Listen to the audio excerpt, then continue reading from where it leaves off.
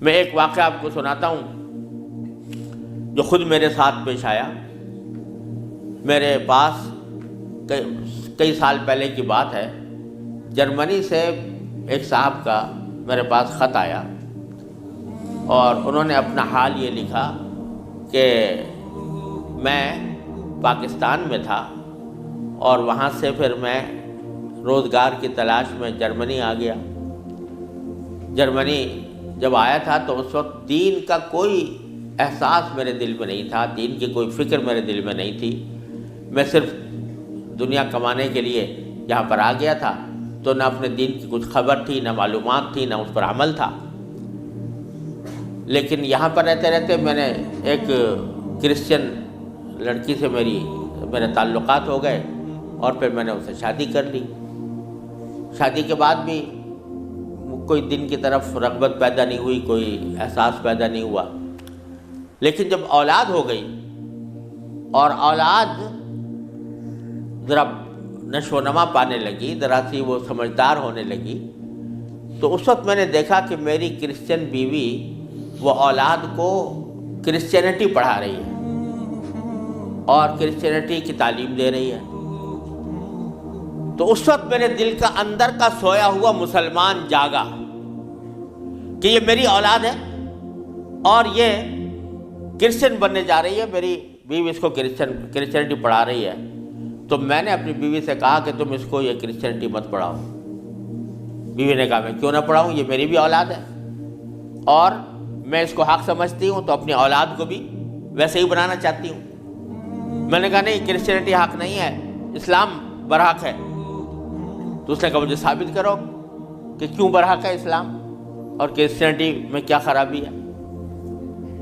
تو اب میرے پاس علم تو تھا نہیں، مجھے اپنے دین کا بھی پتہ نہیں تھا، کرسچینٹی کا بھی پتہ نہیں تھا، لہذا جب وہ بات کرتی تو میں اس کا جواب دینے کے لیے کی پوزیشن میں نہیں تھا، اس کے سوالات کا جواب نہیں دے سکتا تھا، اس کے اعتراضات کا جواب نہیں دے سکتا تھا۔ تو میں اس مشکل میں ہوں کہ میری اولاد وہ میری بیوی کی تعلیم و تربیت کے نتیجے میں کرسچن بننے جا رہی ہے اور میرے دل پر آرے چل رہے ہیں، میں کچھ کر نہیں سکتا۔ تو آپ مجھے کوئی طریقہ بتائیے۔ یہ خط میرے پاس آیا تو میں نے اللہ تبارک و تعالیٰ سے دعا کی کہ اللہ کوئی ایسی تدبیر دل میں ڈال دیجیے کہ جس سے اس بیچارے مسلمان کی مشکل حل ہو۔ تو میں نے اس کو لکھا کہ ایک تو میری کتاب ہے واٹ از کرسچینٹی کے نام سے، جس میں کرسچینٹی کے بارے میں تفصیل ہے، تو وہ کتاب میں نے بھیجی اور ساتھ میں اس سے کہا کہ آپ اپنی بیوی سے بحث کرنا بند کر دیں، کیونکہ بحث کرنے سے کچھ فائدہ نہیں ہوگا، آپ کو خود معلومات نہیں ہے اور بحث کرنے سے ویسے بھی فائدہ نہیں ہوتا۔ جب بحث مباحثہ شروع ہوتا ہے تو ہر ایک آدمی چاہتا ہے دوسرے کو زیر کر دے، اس سے کوئی خاص فائدہ نہیں ہوتا۔ تو آپ بحث کرنا تو بند کر دیں، البتہ ان کو دو باتوں پر آمادہ کر لیں۔ ایک بات تو یہ کہ اس سے یہ کہیں کہ بھئی خدا کو تم بھی مانتی ہو اور میں بھی مانتا ہوں، اور یہ بھی مانتی ہو کہ خدا سے دعا کی جاتی ہے، تو آؤ ہم دونوں بیٹھ کر یہ دعا کریں، اکٹھے بیٹھ کر یہ دعا کریں کہ یا اللہ اگر اسلام برحق ہے تو ہمارا سینہ اسلام کے لیے کھول دیجئے، اس پر عمل کی توفیق عطا فرمائیے، اور اگر کرسچینٹی برحق ہے تو پھر کرسچینٹی کے اوپر ہمارا دل کو مطمئن کر دیجئے۔ دونوں مل کے یہ دعا کیا کریں۔ ایک تو اس بات پر اس کو آمادہ کریں، دوسرے اس بات پر آمادہ کریں میں کتاب بھیج رہا ہوں کہ وہ کتاب کا مطالعہ کر لیں۔ میں نے یہ لکھ تو دیا، اللہ تعالیٰ سے دعا بھی کی کہ اللہ میں نے لکھ تو دیا ہے، اس کو مؤثر و مفید بنا دیجئے۔ کچھ عرصے کے بعد اس ساتھی کا خط آیا، اس نے لکھا کہ الحمدللہ میری بیوی نے آپ کی دونوں باتیں تو مان لی ہیں اور کہا کہ یہ دعا بھی کروں گی اور یہ کتاب بھی پڑھوں گی، لیکن ابھی کوئی فرق نہیں آیا، معاملہ جوں کا توں ہے۔ تو میں نے پھر ان کو خط لکھا کہ آپ گھبرائیں نہیں اور اس عمل کو جاری رکھیں، دعا کرتے رہیں، تو گھبرائیں نہیں۔ اس کے کچھ عرصے کے بعد ان کا خط آیا میرے پاس، اس میں انہوں نے لکھا کہ عجیب و غریب واقعہ ہو گیا وہ یہ کہ میری بیوی وہ کسی جگہ کوئی ڈگری کورس کر رہی تھی، اس سلسلے میں یونیورسٹی گئی، اور یونیورسٹی سے واپس آتے ہوئے ہم دونوں واپس آ رہے تھے، وہ گاڑی ڈرائیو کر رہی تھی، میں اس کے برابر میں بیٹھا ہوا تھا، تو اچانک اس نے گاڑی ایک جگہ روک کر اور اس نے اپنا سر اسٹیئرنگ کے اوپر جھکا لیا اور بے تحاشا رونے لگی۔ میں سمجھا کہ خدا نہ کرے اس کے اوپر کوئی دل کا دورہ پڑا ہے یا کوئی تکلیف ہوئی ہے، تو میں پریشان ہوا۔ میں نے پوچھا کیا بات ہے، تو روتے روتے اس سے بولا نہیں جا رہا تھا۔ بمشکل جب میں نے بار بار پوچھا تو اس نے ایک جملہ کہا کہ میں اور کوئی تکلیف نہیں ہے، بس مجھے تم مسلمان بنا، اسلام میں قبول کرنا چاہتی ہوں۔ کہتے مجھے اپنے کانوں پر اعتبار نہیں آیا کہ یہ وہی عورت ہے کہ جو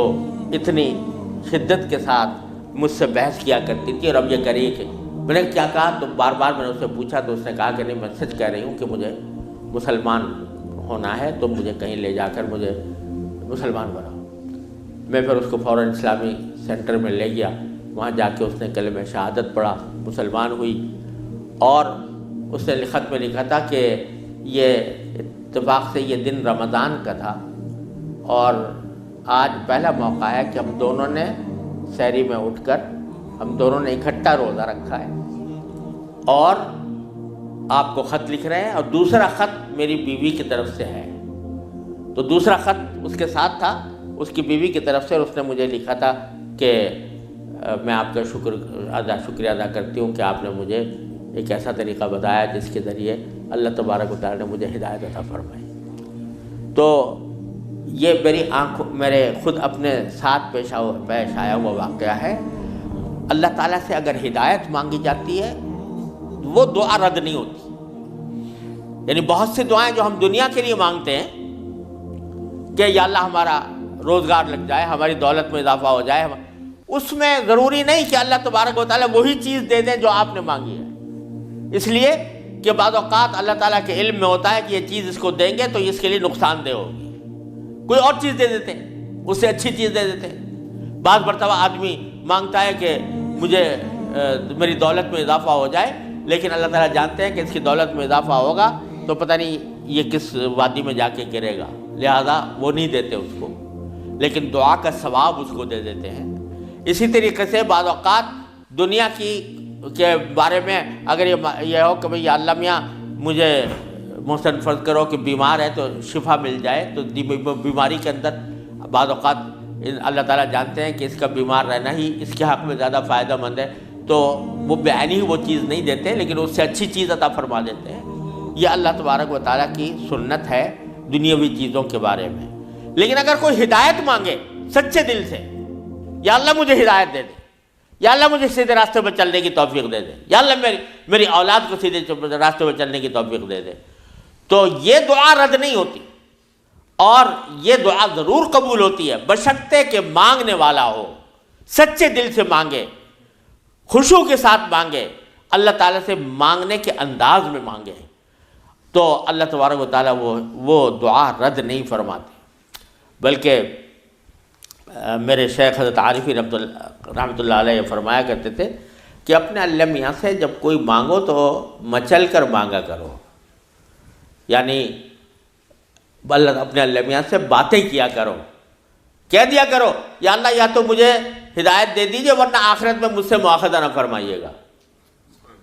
یا تو مجھے ہدایت دے دیجئے، گناہوں سے بچا لیجئے، اپنی نافرمانیوں سے بچا لیجئے، یا پھر آخرت میں میری گرفت نہ فرمائیے گا۔ تو بندہ جب اس طرح مانگتا ہے تو اللہ تبارک و تعالیٰ ضرور عطا فرماتا ہے، ہدایت ملتی ہے، اور ساتھ ساتھ یہ کہ وہاں پر آپ کے لیے ایک عذر ہو جاتا ہے کہ یا اللہ میں نے تو آپ سے مانگا تھا اور کہا تھا کہ مجھے ہدایت دے دیجئے، میرے گناہ چھڑوا دیجئے مثلا۔ تو آدمی اپنی سی کوشش کرے اور باقی کام کے لیے دعا کرے، صرف دعا بھی کافی نہیں ہوتی، اپنی سی کوشش بھی ضروری ہے۔ جیسے میں نے یہ مثال دی تھی تو میں نے ساتھ میں اس کو کتاب بھی دی تھی، ایسا نہیں کہ صرف دعا ہی پر اکتفا کرے بلکہ تھوڑا سا طلب اس کے اندر پیدا ہو، کہ طلب بھی ہو، طلب ہو اور اس طلب کے لیے کوئی عملی اقدام اپنا سا کرے، اس کے بعد اللہ تعالیٰ سے مانگے تو اللہ تعالیٰ رد نہیں فرماتے۔ حضرت مولانا رومی رحمۃ اللہ علیہ فرماتے ہیں، مثنوی والے مولانا رومی فرماتے ہیں کہ دیکھو حضرت یوسف علیہ السلام کا واقعہ دیکھو کہ ان کو جب زلیخا نے ورغلایا، گناہ کے اوپر آمادہ کرنے کی کوشش کی، تو قرآن کریم میں ہے کہ اس سے پہلے اس نے سارے دروازوں پر تالے ڈال دیے تھے، غلقت الابواب، سارے دروازوں پر تالے ڈال دیے تھے، اور پھر حضرت یوسف علیہ السلام کو بہکایا، ورغلایا۔ تو حضرت یوسف علیہ السلام آنکھوں سے دیکھ رہے تھے کہ سامنے دروازوں پر تالے پڑے ہوئے ہیں، نکلنے کا راستہ نہیں ہے، لیکن انہوں نے یہ سوچا کہ میرے بس میں اتنا ہے کہ دروازے تک چلا جاؤں، بھاگ گئے، تو بھاگ گئے، دروازے تک پہنچ گئے،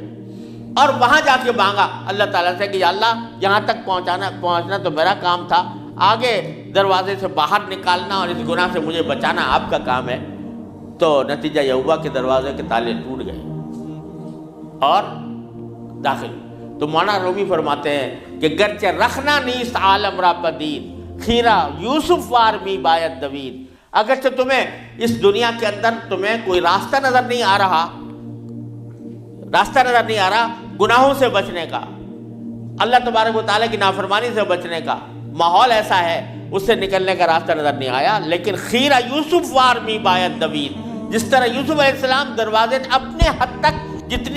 جتنا کر سکتے تھے اس کے لیے دروازے تک دوڑ گئے، اس طرح تم بھی دوڑ جاؤ اور پھر اللہ تبارک و تعالیٰ سے مانگو، تو اللہ تبارک و تعالیٰ انشاءاللہ رد نہیں فرمائیں گے۔ اس لیے میں عرض کرتا ہوں کہ اپنے معمولات میں، روز مرہ کے معمولات میں یہ بات شامل کریں کہ رات کو سونے سے پہلے اللہ تبارک و تعالیٰ کی بارگاہ میں اپنی بھی اور اپنی اولاد کی بھی، اپنے گھر والوں کی بھی ہدایت کی دعا فرمائیں۔ اللہ یا اللہ اپنے رحمت سے ہم چاہتے ہیں کہ ایسا کریں، اپنی طرف سے کوشش بھی کر رہے ہیں، یا اللہ اپنے فضل و کرم سے اپنے رحمت سے اس کوشش کو کامیاب بنا دیجئے اور ہمارے دلوں کو پھیر دیجئے۔ قرآن کریم حضور اقدس صلی اللہ علیہ وسلم دعا تلقین فرمائی، یا مصرف القلوب صرف قلوبنا علی طاعتک، اے وہ ذات جو دلوں کو پھیرنے والی ہے، اے اللہ ہمارے دلوں کو اپنی طاعت کی طرف پھیر دیجئے، اپنی اطاعت کی طرف پھیر دیجئے۔ یہ دعا سرکار دو عالم صلی اللہ علیہ وسلم تلقین فرمائی۔ تو یہ دعا ہر روز بندہ مانگے اللہ تبارک و تعالیٰ سے، انشاءاللہ رد نہیں ہوگی، انشاءاللہ ضرور کامیابی ہوگی۔ اپنی طرف سے کوشش جاری رہے اور ساتھ ساتھ اللہ تعالیٰ سے مانگتے رہیں، انشاءاللہ یہ کوشش کبھی رائے گاہ نہیں جائے گی، اللہ تبارک و تعالیٰ اس کو ضرور قبول فرمائیں گے۔